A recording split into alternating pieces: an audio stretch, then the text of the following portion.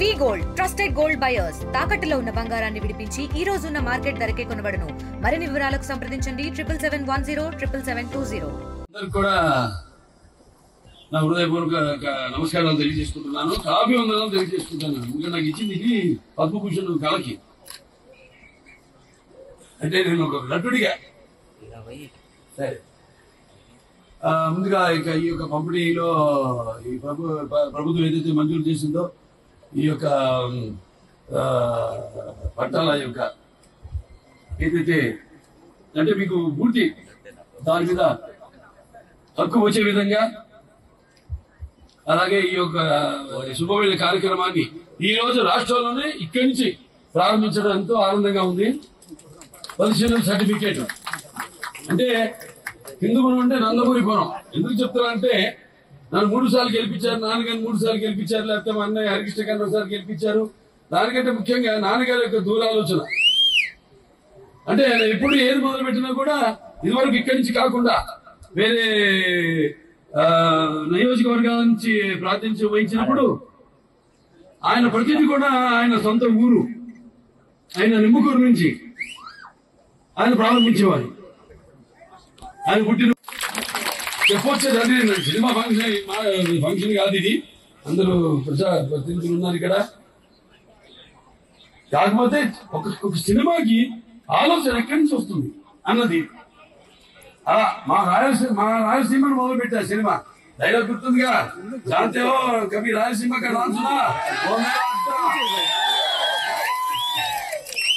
అంటే కథలు అక్కడి నుంచి పుట్టుకొస్తాయి. నేను చెప్పింది కదే. నేను అనుకున్న గెటప్ ఏంటి డాక్టర్ అన్ని ప్రతి సినిమా నా సినిమాలో సందేశం ఉంటుంది. సందేశం లేకుండా ఉండదు నా సినిమా. ముందు మిమ్మల్ని దృష్టిలో పెట్టుకుంటాను. మీకు నేనేమిస్తున్నాను, నేనేం అందిస్తున్నాను. అలాగే ప్రభుత్వం కూడా మిమ్మల్ని దృష్టిలో పెట్టుకుని పనిచేస్తుంది. ప్రభుత్వం ఈ ప్రభుత్వాన్ని మీరే కాపాడుకోవాలి. ప్రభుత్వాన్ని మీరే నిలబెట్టాలి. మళ్ళీ 10 సంవత్సరాలు వెనక్కిపోయాం. మొన్న 5 సంవత్సరాలు, అది కాదు 20 సంవత్సరాలు వెనక్కిపోయాం. ఇవాళ మళ్ళీ పరిగెత్తలోనే 10 సంవత్సరాలని పూర్తి చేస్తారు మన చంద్రబాబు నాయుడు గారు. కానీ అది నిలబెట్టుకోవాలి మీరు. మళ్ళీ ఆ పూడ్చింది మళ్ళీ కష్టానికి కష్టం అంటే ఆయన ఏదో ప్రజల్ని దృష్టిలో పెట్టుకునే ఆయన కష్టపడి. కాబట్టి నన్ను 3 సార్లు ఇక్కడ ఎమ్మెల్యేగా గెలిపించినందుకు మీ ప్రతి ఒక్కరికి నా కృతజ్ఞతలు తెలియజేసుకుంటూ మరి నా పుణ్యతమ్ముడు బిడ్డగా పుట్టి ఆ మహానుభావుడి యొక్క ప్రతిరూపాన్ని ఆ యొక్క మీ అందరి గుండెల్లో శాశ్వత నిలిపినందుకు మా నాన్నగారు ఎవరైతే విశ్వానికి విశ్వ నట రూపంలో ఉంటుందో చూపించిన విశ్వవిఖ్యాత నట సార్వభౌమ నటరత్న డాక్టర్ పద్మశ్రీ నందమూరి తారక రామారావు గారు యాభై జన్ముడు. ఆయన మనం శత జయంతి జరుపుకోవడం జరిగింది. ఆ సందర్భంగా కూడా నాకు ఇది రావడం అది అయ్యాక నేను 15 సంవత్సరాలు అయింది చైర్మన్ అయ్యి Basavataraka American hospital research institute కి. అలాగే 4 సినిమా హిట్లు ఇవన్నీ కూడా మా హాస్పిటల్ కూడా బసవతారక అమెరికన్ క్యాన్సర్ హాస్పిటల్ 24 సంవత్సరాలు పూర్తి చేసుకుని ఇప్పుడు రేపు జూన్ 22న 25వ సంవత్సరంలోకి అడుగు పెట్టారు. సో ఆనాడు అటల్ బిహారీ వాజ్పేయి గారు ప్రధానమంత్రి గారు వచ్చి రాను, ఆయన మామూలుగా ట్రస్టులు ఓపెనింగ్కి రాను. చంద్రబాబు నాయుడు గారు పిలిచిన వెంటనే ఆయన ప్రధానమంత్రి కూడా మర్చిపోయింది కాదు, ప్రజాసేవ కోసం ఆయన తపన చంద్రబాబు నాయుడు గారిని గుర్తించి ఆయన వెంటనే వచ్చి ఆయన చేతుల మీదుగా మన ఆసుపత్రిని ఆవిష్కరించారు. సో ఇలా చెప్పుకుంటూ చరిత్ర చాలా ఉంది.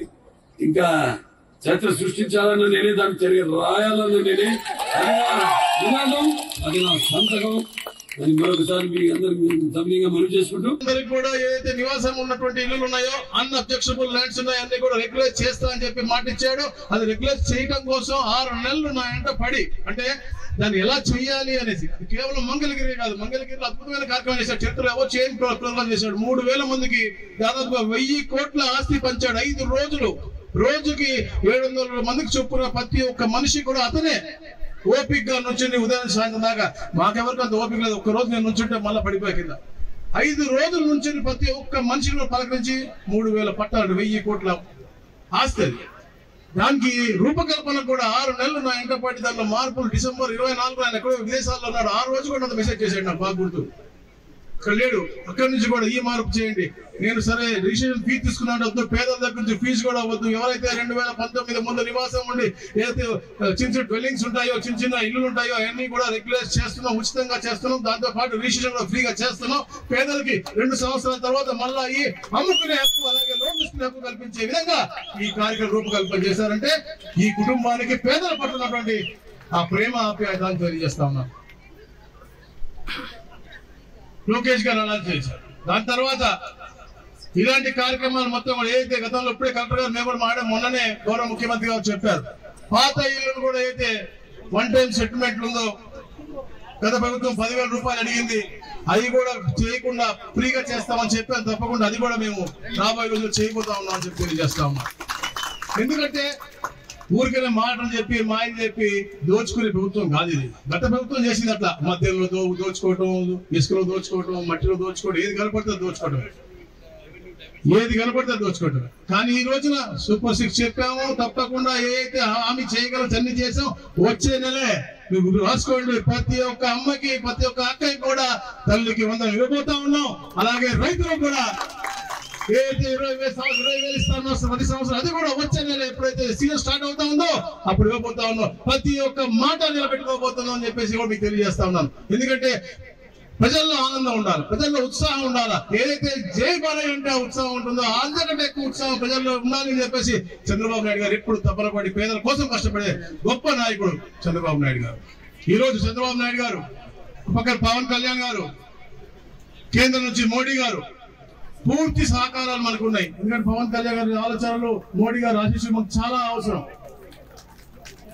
మొన్న చూసారు 2వ తారీఖున గౌరవ ప్రధానమంత్రి గారు వచ్చారు. 48,000 కోట్ల పైచీలకు వాటికి శంకుస్థాపన చేశారు. వారు క్లియర్ గా చెప్పారు కూడా వచ్చే ముందు కూడా, నేను వచ్చి శంకుస్థాపన చేస్తున్న ప్రతి ఒక్కటి కూడా 2 సంవత్సరాలు పూర్తి చేయాలి అనేది. అంటే వారికి కూడా అమరావతి రీబిల్డ్ అనేది వారికి కూడా కావాలి. అలాగే అమరావతికి వెళ్లాల్సిన ప్రతి రోడ్డు కూడా, అది అనంతపురం అవ్వచ్చు, మడకశిర అవ్వచ్చు, హిందూపురం అవ్వచ్చు, ఇక్కడ నుంచి అవ్వచ్చు, లేదా ఉత్తరాంధ్ర నుంచి ప్రతి ఒక్క రోడ్డు కూడా 2-3 సంవత్సరాలు పూర్తి చేసి వచ్చే ఎన్నికల నాటికి ఒక అద్భుతమైనటువంటి రాష్ట్రాన్ని పునర్నిర్మించుకునే దిశగా ఏదైతే చంద్రబాబు గారు పోతున్నారో అది సాధ్యం చేయాలి అని తప్పదు.